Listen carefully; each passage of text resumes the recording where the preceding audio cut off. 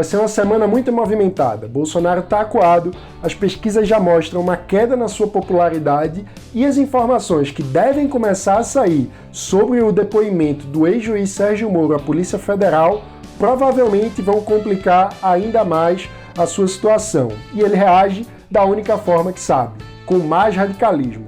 Mas também tem notícia boa. O STF avançou no julgamento sobre doação de sangue de gays e bissexuais. Veja mais agora no Livre Notícias.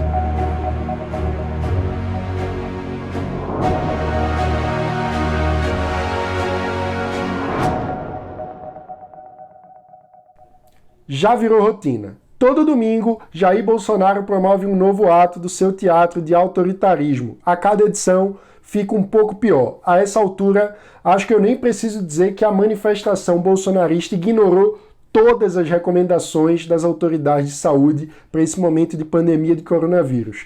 Gente aglomerada, se tocando, muitos sem máscaras, todos liderados pelo próprio presidente.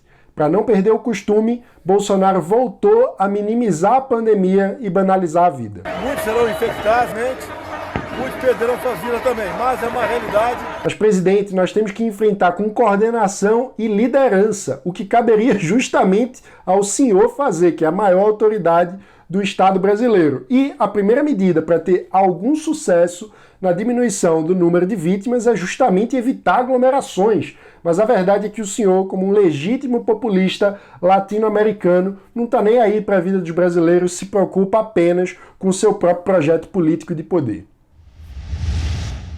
Não bastasse esse desrespeito com a vida dos 6.777 brasileiros cuja morte já foi confirmada por Covid-19, além dos 50.179 brasileiros infectados que continuam lutando contra a doença nesse momento, Bolsonaro voltou a fazer ameaças às instituições. Peço a Deus que não temos problema essa semana, porque chegamos no limite, não tem mais conversa, ok? Daqui para frente, não só exigiremos, faremos cumprir a Constituição. Ela será cumprida a qualquer preço. E ela tem dupla mão. Bolsonaro disse ainda que tem ao seu lado o povo, as Forças Armadas e Deus. Pois é, a autoestima é muito maior do que o senso de ridículo.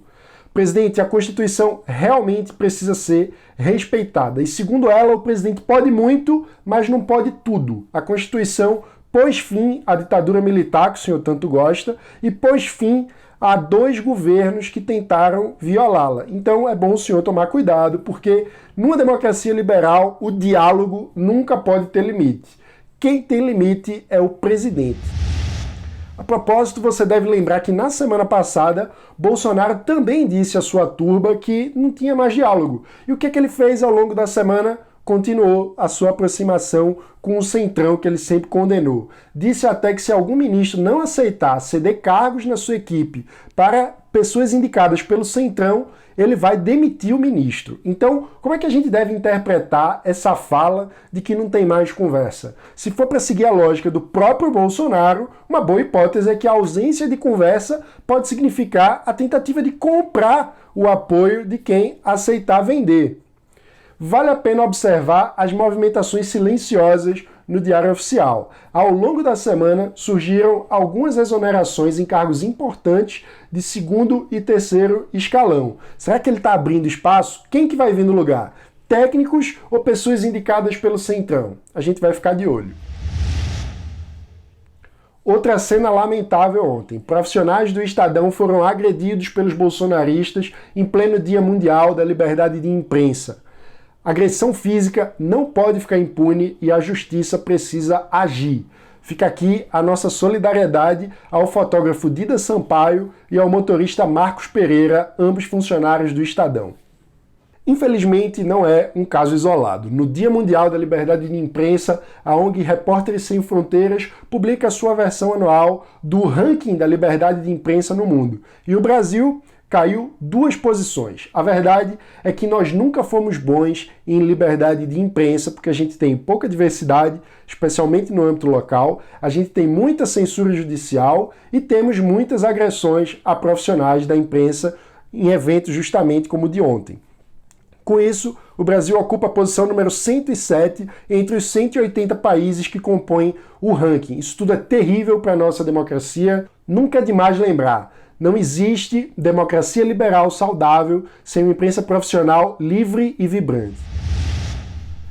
Não é difícil entender de onde vem tanto desespero de Bolsonaro e dos bolsonaristas. A semana deve ser recheada de tensão com as expectativas em torno do depoimento do ex-juiz Sérgio Moro à Polícia Federal, depoimento esse que durou cerca de 9 horas, então deve ter muito material. O ex-ministro disse à Veja que entregou provas das tentativas do presidente de interferir politicamente na Polícia Federal. Então, ao longo da semana é provável que fragmentos do depoimento comecem a ser publicados pela imprensa. É claro que a gente vai acompanhar e hoje à noite, às 19 horas, no Livres ao Vivo, a gente tem um encontro marcado para debater sobre a autonomia da Polícia Federal com o deputado federal Gilson Marques e com o nosso conselheiro acadêmico Leandro Piquet.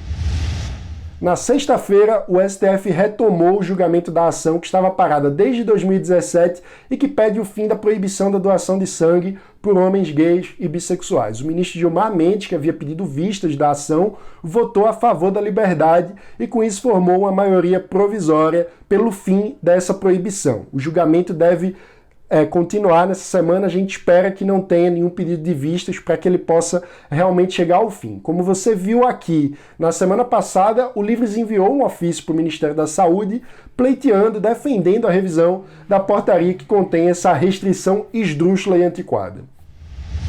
E na sexta-feira, a Aliança Nacional LGBTI publicou uma nota oficial reconhecendo o trabalho do Livres em favor da liberdade individual, da diversidade e dos direitos humanos. Segundo a nota, o Livres nada contra a maré dos retrocessos e não mede esforços para que tais pontos retrógrados sejam apagados da história e assim se possa construir um caminho igualitário por um futuro melhor. A Aliança Nacional LGBTI é uma das principais entidades da sociedade civil brasileira em favor dos direitos LGBT e agrega mais de 1.000 entidades que lutam pela causa nos 27 estados brasileiros. A gente ficou muito feliz com esse reconhecimento e temos agora um comentário do novo coordenador da nossa setorial LGBT, Lucas Franceschi. Eu queria dizer o quão orgulhoso eu tô com todo o trabalho de advocacy do Livres para a derrubada da norma do Ministério da Saúde que restringe doação de sangue por homossexuais. Mas eu também queria dizer o quão gratificante é saber que a Aliança Nacional LGBTI publicou uma nota ontem agradecendo o trabalho do Livres. Isso significa que os ativismos pela liberdade e pela diversidade andam lado a lado e com certeza lança uma nova etapa no ativismo liberal e no ativismo LGBTI+, por significar que os dois não necessariamente querem coisas diferentes. Estou muito orgulhoso desse movimento. Um beijão a todos que o compõem. Vamos na luta pela liberdade e pela diversidade. E aí, pessoal, Livres, na Paraíba aqui, ó, fazendo ação Ajude uma Família, doação de cestas básicas de alimento aqui, ó. E aí? Bacana. Valeu. Valeu! A Aliança Nacional LGBT reconheceu que o trabalho do Livres é de extrema importância para a nossa sociedade. Assim, gostaríamos de agradecer à Aliança Nacional LGBT. Neste momento, não. E nos próximos 2 minutos eu vou te dizer o porquê.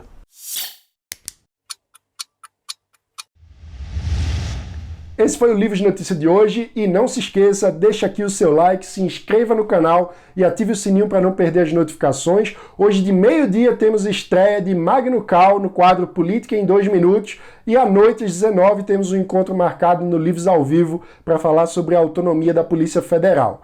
Além disso, todos os dias de segunda a sexta-feira tem vídeo novo para você aqui sempre às 7 da manhã com os principais destaques do dia para quem defende a liberdade por inteiro. Obrigado e até mais tarde.